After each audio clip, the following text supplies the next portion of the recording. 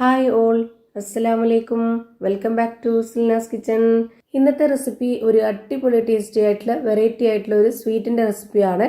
പച്ചമാങ്ങ വെച്ചിട്ടാണ് ഇത് തയ്യാറാക്കി എടുത്തിട്ടുള്ളത്. നല്ല ടേസ്റ്റ് ആണ്. മാങ്ങാക്കാലം തീരുന്നതിന് മുമ്പ് തന്നെ ഇതുപോലെ തന്നെ ഒന്ന് ചെയ്ത് നോക്കുക. പച്ചമാങ്ങ കിട്ടാത്ത വീടുകൾ ഉണ്ടാവില്ല. ഇപ്പോൾ മാങ്ങ സീസൺ ആയതുകൊണ്ട് തന്നെ ഇഷ്ടംപോലെ മാങ്ങ ഉണ്ടാവും. അപ്പോൾ ഓരോ രീതിയിലും നമ്മൾ പല വെറൈറ്റികൾ ഈ ഒരു മാങ്ങ വെച്ചിട്ട് ചെയ്തെടുത്തിട്ടുണ്ട്. അപ്പോൾ അതിലൊരു നല്ല വെറൈറ്റി ആയിട്ടുള്ള നല്ല ടേസ്റ്റി ആയിട്ടുള്ള ഒരു ഐറ്റം ആണിത്. ഈ ഒരു സീസൺ ടൈമിൽ പലരും ചെയ്യുന്നത് കണ്ടിട്ട് ചെയ്തതാണ്. നല്ല ടേസ്റ്റ് ആണ്. എന്തായാലും ഒന്ന് ട്രൈ ചെയ്ത് നോക്കണം. അപ്പോൾ ഇതെങ്ങനെയാണ് തയ്യാറാക്കുന്നതെന്ന് നോക്കാം. അതിനായി വീഡിയോ സ്കിപ്പ് ചെയ്യാതെ മുഴുവനായിട്ടൊന്ന് കണ്ടു നോക്കണേ. ഇതിനായിട്ട് ഞാനിവിടെ 3 പച്ചമാങ്ങ എടുത്തിട്ടുണ്ട്. അത് നല്ലപോലെ കഴുകിയതിന് ശേഷം തൊലിയൊക്കെ കളഞ്ഞ് ഇതുപോലെ ചെറുതായിട്ടൊന്ന് കട്ട് ചെയ്തെടുത്തിട്ടുണ്ട്. ഇനി ഇത് നല്ലപോലെ ഒന്ന് വേവിച്ചെടുക്കണം. അതിന് വേണ്ടിയിട്ട് സ്റ്റവിലേക്ക് ഒരു കടായി വെച്ച് കൊടുത്തു. അതിലേക്ക് 1 കപ്പ് വെള്ളം ഒഴിച്ചു കൊടുക്കുന്നുണ്ട്. 250 ml കപ്പിന്റെ അളവിന് 1 കപ്പ് വെള്ളമാണ് ഒഴിച്ചു കൊടുക്കുന്നത്. അതിലേക്ക് ഈ ഒരു കട്ട് ചെയ്തെടുത്തിട്ടുള്ള മാങ്ങ മുഴുവനായിട്ടും ഇട്ട് കൊടുക്കുന്നുണ്ട്.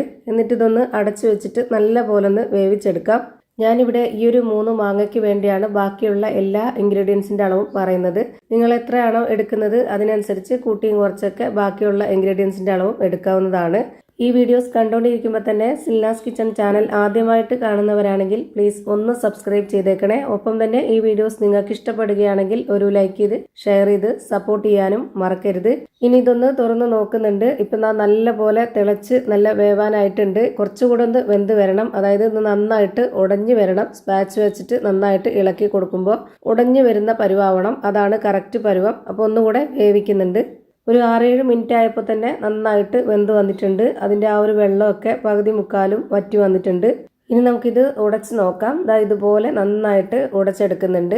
ഇതുപോലൊരു സ്പാച്ച് വെച്ചിട്ടോ സ്റ്റീലിൻ്റെ കയ്യിൽ വെച്ചിട്ടോ എങ്ങനെ വേണമെന്നുണ്ടെങ്കിലും ഒന്ന് ഉടച്ചെടുക്കാവുന്നതാണ്. അതിൻ്റെ ഫ്ലെയിം ഞാനിപ്പോൾ ഓഫ് ചെയ്ത് കൊടുത്തിട്ടുണ്ട്. ഇപ്പോൾ ഞാനിത് വേറൊരു പാത്രത്തിലേക്ക് മാറ്റുന്നുണ്ട്. എന്നിട്ട് ഇതേ കടായിൽ തന്നെ ഇനി ഞാൻ അരിച്ച് ഒഴിക്കുകയാണ്.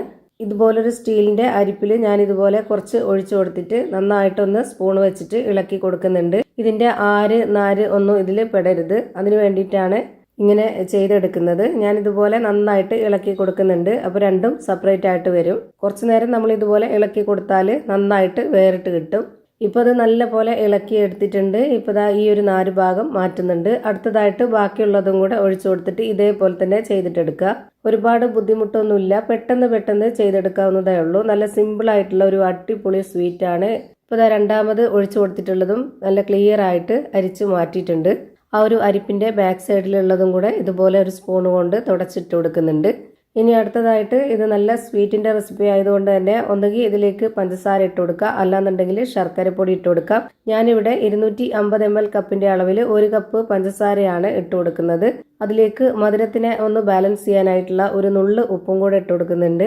ഇനി ഈ ഒരു സ്വീറ്റിന് നല്ലൊരു മണത്തിന് വേണ്ടിയിട്ട് ഒരു നുള്ള് ഏലക്കാപ്പൊടി ഇട്ട് കൊടുക്കാം. പിന്നെ നല്ലൊരു കളറിന് വേണ്ടിയിട്ടും ചെറിയൊരു എരിവിന് വേണ്ടിയിട്ടും കാശ്മീരി മുളക് പൊടിയാണ് ഇട്ട് കൊടുക്കുന്നത്. കാശ്മീരി മുളക് പൊടിക്ക് പകരം സാധാ മുളക് പൊടി ഇട്ട് കൊടുക്കണമെന്നുണ്ടെങ്കിൽ കുറച്ച് എരിവൊക്കെ മുന്തി നിൽക്കണമെന്നുള്ളവർക്ക് അങ്ങനെ ഇട്ട് കൊടുക്കാം. ഞാനിവിടെ ഒരുപാട് എരിവ് വേണ്ടാന്ന് കരുതിയിട്ടാണ് കാശ്മീരി മുളക് പൊടി ഇട്ട് കൊടുത്തിട്ടുള്ളത്. അതാവുമ്പോൾ കുറച്ച് കളറിൽ കിട്ടുകയും ചെയ്യും. അതുപോലെ തന്നെ കാണാൻ നല്ല ഭംഗിയായിരിക്കും. അപ്പോൾ ഞാനിവിടെ ഫ്ലെയിം ഓണാക്കി കൊടുത്ത ശേഷം ഹൈ ഫ്ലെയിമിലിട്ട് തന്നെ നന്നായിട്ട് ഇളക്കി കൊടുത്തുകൊണ്ടിരിക്കുന്നുണ്ട്. ഇതേ ഫ്ലെയിമിൽ വെച്ചിട്ട് തന്നെ ഒരു 5 മിനിറ്റ് ഇതുപോലെ ഇളക്കി കൊടുത്തു കഴിഞ്ഞാൽ നമുക്ക് അടിപൊളി ടേസ്റ്റി ആയിട്ടുള്ള നല്ലൊരു സ്വീറ്റ് റെഡിയായി കിട്ടും. ചെറിയൊരു എരിവും നല്ല മധുരമൊക്കെ ആയിട്ട് ഒരു അടിപൊളി ടേസ്റ്റി ആയിട്ടുള്ള സ്വീറ്റാണ് റെഡിയായി കിട്ടുക. ഇപ്പോൾ നല്ല പോലെ കളർ ചേഞ്ചായി ഈ ഒരു പരുവത്തിലാണ് വരിക. ഇനി നമുക്ക് ഇഷ്ടമുള്ള നമ്മുടെ കയ്യിൽ അവൈലബിൾ ആയിട്ടുള്ള ഏതെങ്കിലും നല്ലൊരു ട്രേയിലോ അല്ലാന്നുണ്ടെങ്കിൽ സ്റ്റീലിന്റെ പാത്രത്തിലോ ഇതുപോലെ ഒഴിച്ച് സെറ്റാക്കി എടുക്കാവുന്നതാണ്. ഞാനിവിടെ ആദ്യമേ തന്നെ ഇതുപോലെ ചോറ് കഴിക്കുന്ന സ്റ്റീൽ പ്ലേറ്റിൽ കുറച്ച് നെയ്യ് ഒന്ന് സ്പ്രെഡാക്കി വെച്ചിരുന്നു. അതിലേക്ക് ഇത് മുഴുവനായിട്ടും ഒഴിച്ചു കൊടുക്കുന്നുണ്ട്. എന്നിട്ട് സ്പാച്ച് വെച്ചിട്ട് ഇതുപോലെ ഒന്ന് പരത്തി കൊടുക്കുന്നുണ്ട്. ഇതുപോലെ വെന്ത് കഴിഞ്ഞാൽ ഉടനെ തന്നെ ആ ഒരു ചൂടോട് കൂടി തന്നെ സെറ്റാക്കി എടുക്കണം. എങ്കിലേ നമുക്ക് ഇഷ്ടമുള്ള ഷേപ്പിലൊക്കെ കട്ട് ചെയ്തെടുക്കാൻ പറ്റുള്ളൂ.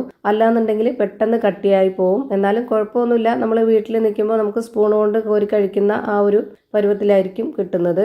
ഷേപ്പൊന്നുമില്ലാതെ കിട്ടുമെന്ന് മാത്രം, അത്രയേ ഉള്ളൂ. നമുക്ക് ഇഷ്ടമുള്ള രീതിയിൽ സ്പൂൺ കൊണ്ട് കോരി കഴിക്കുകയോ അങ്ങനെ എങ്ങനെയെങ്കിലും ചെയ്തെടുക്കാവുന്നതാണ്. ഇതുപോലെ ചെയ്തു കഴിഞ്ഞാൽ നമുക്ക് ഇഷ്ടമുള്ള രീതിയിൽ കട്ട് ചെയ്ത് കഴിക്കാം. ഒരു ജെല്ല് ടൈപ്പിലേക്കാണ് ഇത് കിട്ടുന്നത്. നമ്മളെ ജെല്ല് മിഠായിയൊക്കെയില്ല, അതുപോലെയാണ് ഇത് വരുന്നത്. കാണാൻ നല്ല ഭംഗിയും കഴിക്കാൻ നല്ല ടേസ്റ്റി ആയിട്ടുള്ള ഒന്നാണ്. വീട്ടിൽ വരുന്ന ഗസ്റ്റുകൾക്കാണെന്നുണ്ടെങ്കിലും നമ്മുടെ കുട്ടികൾക്കാണെന്നുണ്ടെങ്കിലും ഞാനിപ്പോൾ ഇതേപോലെ ഈ ഒരു ഷേപ്പിലാണ് കട്ട് ചെയ്തെടുക്കുന്നത്. ഓരോരുത്തർക്കും ഇഷ്ടമുള്ള വലിപ്പത്തിലും ഷേപ്പിലൊക്കെ കട്ട് ചെയ്തെടുക്കാവുന്നതാണ്. നമുക്ക് എല്ലാവർക്കും കഴിക്കാൻ പറ്റുന്ന ഒരു ഐറ്റമാണ്. അപ്പോൾ ഇത്രയേ ഉള്ളൂ ഇന്നത്തെ വീഡിയോ ഇഷ്ടമായാൽ ലൈക്ക് ചെയ്യാനും കമൻറ്റ് ചെയ്യാനും ഷെയർ ചെയ്യാനും മറക്കരുത്. അതുപോലെ തന്നെ ഞാനിടുന്ന പുതിയ വീഡിയോസ് നോട്ടിഫിക്കേഷനായിട്ട് കിട്ടുന്നതിന് വേണ്ടി സബ്സ്ക്രൈബ് ചെയ്ത് ബെല്ലൈക്കൺ അമർത്തി അതിൽ ഓൾ എന്ന ഓപ്ഷൻ എനേബിൾ ചെയ്ത് കൊടുക്കാനും മറക്കരുത്. പുതിയൊരു വീഡിയോയുമായി വീണ്ടും വരും. Thank you for watching.